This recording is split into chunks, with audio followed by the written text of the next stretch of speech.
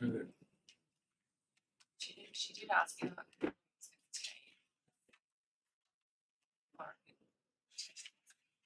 Okay, we're on. Well, good afternoon, everyone.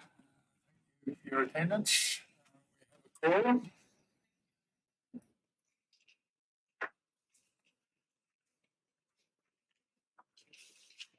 I'd like to declare the meeting open. A reminder that the meeting is being webcast. A reminder to those in attendance that you should refrain from making any defamatory statements. The acknowledgement of country. Justly recognised as the Ngunnawal people as the traditional custodians of the land, water and sky, we pay our respect to the elders past, present and future emerging leaders. We extend our respect to the Aboriginal and Torres Strait Islander people who live in the Yass Valley local government area. Prayer. Let us be still and remember the presence of God. As we commence our meeting, let us together pray for guidance and help. Almighty God, we ask your blessing upon this council, direct and prosper our deliberations to the true welfare of Australia and the people of the Yass Valley. Thank you, councillors. Apologies. I have one apology from Councillor Jim Abbey. Apology. I think we've had one from Kim Turner, Sess Burgess, Christian. Someone like to move the acceptance of the apologies? Councillor Cameron, Councillor Reid. Yeah. Declaration of pecuniary interests or special disclosures? No. We have the quarterly budget review statements. There's a summary and a recommendation. Any comments, Director? Through you, Mr. Mayor, just that we took the opportunity to do a thorough review of the quarterly budget review from the 1st of July. And a few different financial contractors who have assisted us over various times, and we felt that we need to look a bit deeper. We involved all the managers in this process, and as it says in the report, over 13,000 general ledger lines were actually reviewed, which resulted in approximately 1,000 movements for incorrect placements of expenditure. We also had very serious discussions with managers about items they had in the budget and whether they would realistically be completed by the end of financial year. So that is how we came to this report. Thank you. Someone like to move the recommendation? Councillor Reid, Councillor Thompson, thank you. Any further questions, any comments? Councillor Kemp. Really, Mr. Mayor, I have a number of questions. Let's just go through the details a little bit of the information that's being presented. May I start off by saying that I think that it's great that this document is presented on time and is a document that we need to be kept up to date with on all occasions.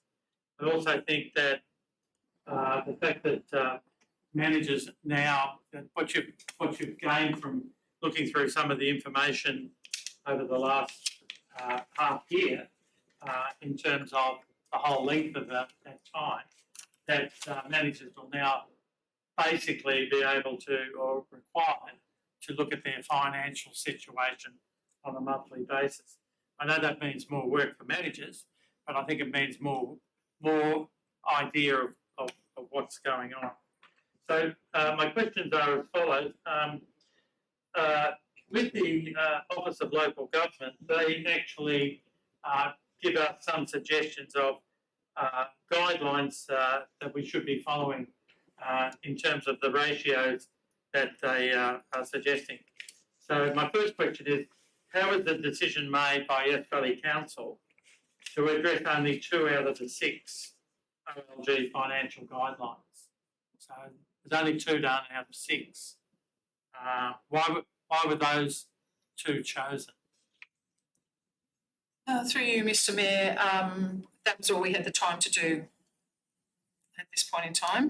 We were more concentrating on the quality of the figures than the actual ratios at this point in time. Yeah. Okay, then the reason why I say that is those 2 are fairly straightforward, whereas the other one seemed to be talking about the liquidity situation in terms of covering debt in the short term and covering debt in the longer term. And so I know those would perhaps be a bit more difficult to ascertain. They are some of the important ones to really get to have an understanding of our financial situation. If I could respond. Yeah. We do them in the annual statements, and we do consider them. We just didn't produce them. Thank you. The third question that I have, I've asked 2 already, so through you, Mr Mayor, again. The budget estimate shows a decline in employee costs of $2 million on the forecasted budget figure. And in the report, it sort of indicates that that is probably going to be ongoing until the end of the current financial year. So my question here is, how is that impacting on staff workload and morale and service delivery? Through you, Mr Mayor, while there is a reduction in the budget, there is an increase in contractors, and the contractors that we hire are not calculated as employee expenses. They're calculated as contractors. Sorry. And I can So what line are they in then? under contractors. All right. And through you, Mr Mayor, the one of the points in the report actually showed that the contractors has increased. It's not by the $2 million. I'll just find the line for you. It is because the contractor line overall has slightly decreased due to some projects being moved out of this financial year. But there is an increase in employee contracts in that line. I may have missed that detail because on page 5 of the attachment to the report, employee costs are there, but I can't see contractor costs. So it's a line item. I would have thought that that line item of contractors would have perhaps been in the employee cost. No, definitely isn't. So what we've got here with the employee costs there, sorry. It's actually in the report. If I could, through you, Mr Mayor, on page 4 of the actual report, under expenditure, the materials and services has increased overall by 361,000, which includes costs such as contractors, raw materials, street lighting, vehicle maintenance, etc. So contractors are in that. What's that line item called? It's called materials and services. Materials. Oh, I see. Yeah, so that's just underneath employer. Oh, so it's included there. Okay, thank you for that. I was going to ask that if there was a decline in the amount of money being spent on employees, Mr Mayor, recently we were informed that we weren't able to employ somebody for the environmental position, which, from my point of view in the current strategic plan is a fairly important section. Can't we use that money to hire somebody in that particular position? Through you, Mr Mayor. Difficulty at the moment is that that section is using quite a number of contractors at the moment. They come at a premium. So all the vacancies are all the money from the vacancies is being used to cover those higher contracted costs for mainly building surveyors and planners. So they're being used for building surveyors? Sorry, because we've got vacancies, we're not spending that money on staff. Right. That money's being spent on contractors, which are at a higher premium. So that's a pool of money. Not each position is not just simply isolated. through you, Mr Mayor, the positions are still there. Yeah. We're just not utilising them this financial year at this point in time. The contractors are being utilised. We're still underneath employee costs. We're still underneath contractor costs because that's been pushed away. So No, only some of the projects have been pushed to the next financial year. That's why the contractors contractors are still there. yes, Thank you contractors for are that still there. explanation. Another question. I was just having a look at on the page 6 of the attachment. Page 6 on this one. The original budget for roads, bridges, and footpaths, 3.36 million, and the figure has been the recommended changes has gone down by 2.3 million, which is 63% less, and the projected year-end result comes in at 63% less than the original budget. Sorry, what page are you on? Page 6. My page. Page 6 is. Which one? I'm looking at capital expenditure. Maybe I've got the wrong page. Yeah, page 7. Sorry. I'm going to take up my. That's all right. So yeah, it's basically saying there roads, bridges, and footpaths. You know, I'm interested in footpaths since last week. It's gone down from 3.3 million approximately. It's been reduced by 2.3 million, so we figure projected year-end result 1.256 million. Mr Mayor, once again, these are projects that are still in the system, but they will not be completed by the 30th of June, and so they have been moved to the following financial year. So, but it's basically sort of saying that when we started off for the year, that we basically were going to spend 3.5 million on roads and bridges and etc. But at the end of the year, we're going to have a lot less spent. So the question that sort of comes to my mind is, what is now not going to be done? And by the look of it, it looks like quite a bit is not going to be done. Not this year, anyway. Through you, Mr Mayor, I might hand over to Director of Infrastructure and Assets. Through Mr Mayor, so the delay of Back Creek Road, the reconstruction, that's a grant funded capital project. It's not going to be delivered in the 23-24 financial year. Majority of the funding of that will be delivered in the 24-25 financial year. So that is the majority of that delay. Jump in there. I thought I had an impression. I probably had the impression because we've talked about Back Creek Road quite a bit. I thought the funding probably had come through. Has the funding come through? Through Mr Mayor. The delivery correctly, yeah, that's exactly right. Yeah, so the funding we have, we've awarded the contract at our January meeting, I'm pretty sure, or February meeting. The delivery of it, the majority of the bulk of the money of the expenditure, that won't be this financial year. So they won't be on site until March or April, and then the majority of the funding or expenditure won't be until next financial year. Okay, thank you. As I'm looking at that table, I noticed that you know we're basically the total down the bottom there is 32 million or nearly 33 million, and the projected year-end result is 27 million. So in a sense, and we've got an explanation for the 2.5 million, but that to my mind is $5 million worth of work, but it's not going to be delivered. Through you, Mr Mayor, if I could refer you to page 6, point 3, it does explain that the operating grants contributions was increased by 2.8 million for the roads to recovery budgets.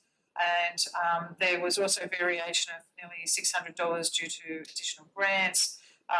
So there is an explanation here. Further down, it talks about borrowings and other increases as well. So. Further questions? Councillor Gunn. Three questions. Firstly, just for clarity, following on from talking about these capital projects, does that give us an early look at business as usual amount of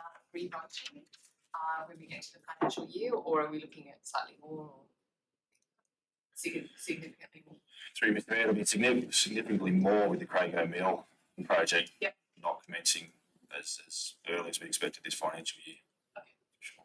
And in terms of the roads and other infrastructure, would it be the same regular revoting or increased? There should be increased because the work that's not done that we've moved to next year, it won't be a revote. Well, it will be a revote. It will be revoted, yeah. But this happens every year. This is nothing new. I'm just trying to get a feel for if it's been a significant issue. Perhaps we haven't been able to get contractors, or this is just business as usual. So through the Mayor, this is business as usual normally, but previously what they've done is left it in the budget, even though we knew we weren't going to get it done. So our budgets at the end of the year were inflated against reality. And if you look at our budgets compared to our annual financial statements, you will see that. So we've tried to be realistic. Excellent. Now, I did note in your report that you mentioned that this early work in reviewing it will be addressing the long-term financial plan. Is it possible that we get an early look as those ratios become available in the lead up to it, just so if there's any slight adjustments of trimming of sales or pushing forward with projects we know about it early? Yes, we're not, through you, Mr Mayor, we won't be waiting until April to actually just bring you all the documents. We are working on the long-term financial plan now, and we will, Wonderful, wonderful. And now to the cheese in the sandwich that makes it so special. The $3 million that we're receiving back from the tax office, can you step us through, is this GST collected that needs to be quarantined? Is this money that was taken out of the reserves to pay and then we're getting it back, so it's going to sit in a reserve? And the $3 million question is there any reason why this can't be set aside in a reserve to offset future loans or infrastructure projects, such as the refurbishment of the Olympic pool? So 3 questions there. Okay, through you, Mr Mayor, the GST is money that has already been spent, and it's been spent over years but hasn't been collected from the ATO. You can think of it as money that we've had in a term deposit with the rest of our cash, but we just haven't called on it. It is already in our budget. It's not additional funding. So no, you can't spend it on anything else. You can't quarantine it. I'm advised that in accordance with the financial standards, you are not allowed to quarantine it for any other funding. So when you say it's already in the budget, is it currently back in our bank account in a reserve? Yes. Okay, so it's now classified. Well, it's not in a reserve, it's in our accounts, and then as we, what we do is as when the account rises to, over $1 million, then we invest it, so it's invested with all the other investments.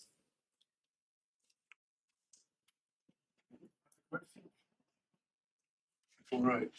It's a mover of the motion, I'm speaking I'd just like to say thank you very much to the Director of Corporate and Community for the effort that's gone into this. I know that there's been 13,000, nearly 14,000 general ledger items reviewed by staff, and this is a significant amount of work, I think, for people that have already got a job to do in the first place. So I'd like to thank the Director and also the staff. Thank you very much. Thank you, Councillor Root. Any further questions? Any further discussion? Popular question in relation to street lighting. I seem to recall that we spent a considerable amount of money in recent past to change the street lighting to LED lights. Has there been any significant saving in the cost of street lighting apparent from that I'll project? take that on notice. Sorry, Mr Mayor. Okay, thanks very much. Rick? All right, ready to vote? Motion all over. Sorry, the debate's closed. Yep, I put the motion and I've just got it's finalised. It's all over. I think you moved too quickly, Mike. Didn't even get a chance to open it up. You moved too slowly initially. Okay, I'll put the motion. All those in favour? Those against? Councillor Cameron, thank you. Declare the motion carried. Okay, there being no further business, councillors, thank you very much for your attendance. I declare the meeting closed. Good day.